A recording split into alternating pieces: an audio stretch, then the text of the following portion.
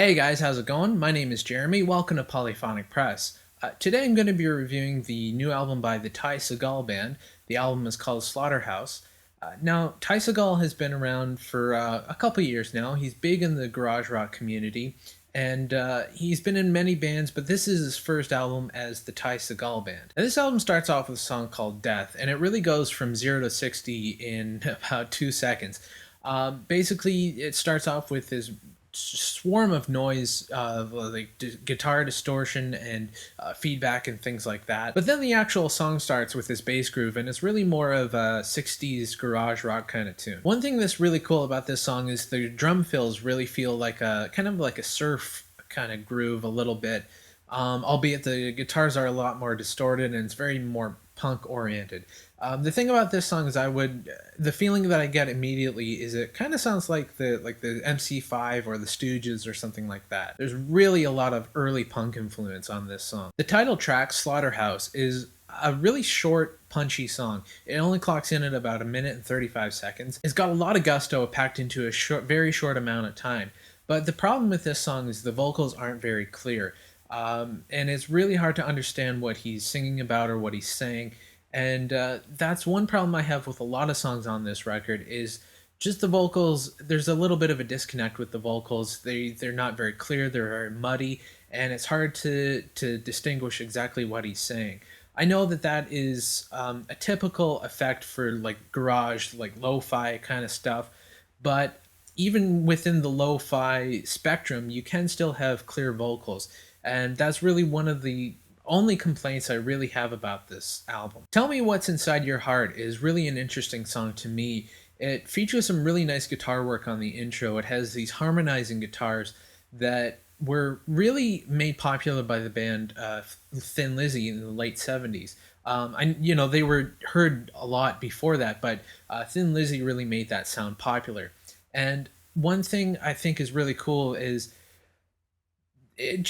other than it being a typical like garage rock kind of song, this harmonizing guitar part repeats in the guitar solo, or I guess it would be like a guitar duel, or the first guitar break in the song anyway. And it sort of takes it from like this more straight ahead garage rock tune and just sort of elevates it a little bit and gives it a little bit more flavor and a little more texture. There are a couple covers on this album, and the one that really stuck out to me was the Bo Diddley classic Diddy Wah Diddy. It really sounds a lot different from the Bo Diddley song. The difference, if I were to compare it like two different versions of a cover, it would be like the Eddie Cochran song from the 50s called Summertime Blues, and then in the 60s it was covered by a band called Blue Cheer. Both versions are very good, but both versions are very different. Blue Cheer is again another garage rock kind of band, and they really made that song into their own and made it into more of a garage rock kind of sound.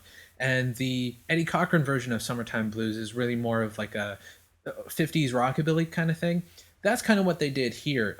They took the Diddy Wah Diddy, which is a classic Bo Diddley song. If you're a Bo Diddley fan or a 50s music fan in general, you probably know this song. And they really punked it up and really made it into one of their own. I know a lot of purists may have some concerns about this song, but to be honest, I really liked it. And I like that they took a cover and didn't just do a repeat of the original. They took the cover and really made it their own. The last actual song on the album is called Oh Mary, and it captures the album perfectly. It's very short, punchy, and it's got that garage rock punk vibe going on with it, and just really captures the spirit of this album. The last actual song on this album is called Fuzz War. And what it is basically this swarm of guitar noise and distortion and feedback and things like that. It was alluded to on the opening track Death, where it has that intro with the same kind of thing.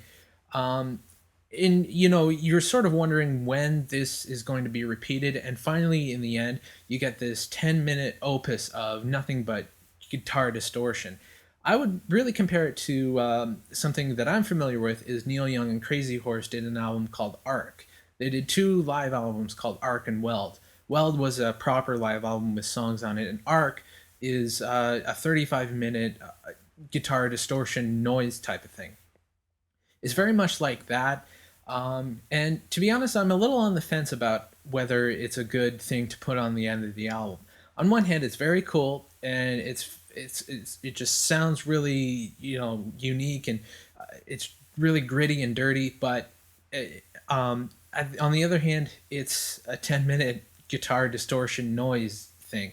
So whether it fits on the album, I don't know, is up for debate. I think it would be cool if it was released independently from the album, but to tack it on the end of the album, I'm not sure if it works. I'm still on the fence about that. The production on this album, as far as the instruments go, is pretty well done. Most likely recorded live, so it's a very live feel to it. The thing about this is the vocals. Again, like I said, the vocals are very muddy, very. It's hard to understand. The singing is kind of a little off. He doesn't enunciate very much, which I know goes with the genre, but for me personally, I would have liked to hear the vocals a little more clearly and bring them up a little bit in the mix so I actually know what the songs are about or what he's singing about. Other than that, I really like this album, so I'm going to give it a 7 out of 10. It's a really great garage rock album, and if you like bands like the MC5 or the Stooges and things like that, I highly recommend picking this one up. So anyway, that's what I thought about the album. Let me know what you guys think in the comments or with a video response. Please leave your suggestions for albums for me to review in the comments, and that's about it. I'll see you next time. Take it easy.